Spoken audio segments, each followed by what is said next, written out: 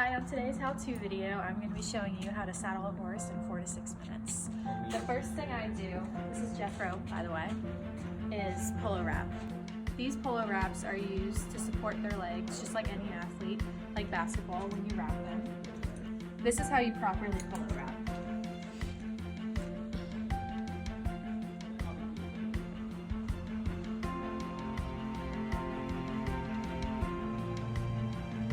It's important that the polo wrap is not too tight, so it doesn't cut off any circulation, but it's tight enough to give them support.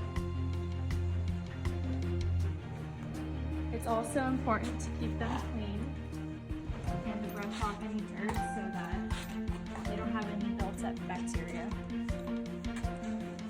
After that, I grab a saddle pad. This is all we use under the saddle, but it gives them support on the withers when the saddle goes up, so it doesn't rub. This is a Western saddle. It's a blue ribbon, and this is what I ride in. It weighs about 20 pounds. Sit up. This can be a little heavy to get up there, especially on a horse that's as big as him, so just gotta go for it. After the saddle gets thrown on, I always push this part of the pad up so it doesn't fall on his withers. And I repeat on the same side, like that. In the Western world, we call this a cinch, and it is what connects the saddle to basically the horse, so you don't fall off.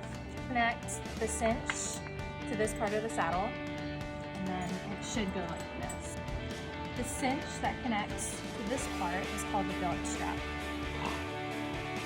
When you get to this stage, you put this like so, and then it loops up to the top, and then it loops back down twice, like so.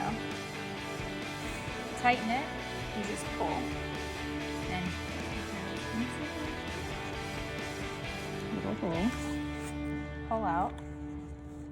This goes right here. This is my fly spray. I put it on before I ride, and it just helps the horses pay attention. I notice that when I don't put it on, they'll shake their head and they just won't listen throughout the lessons. And you can see the flies leaving his body when I apply this.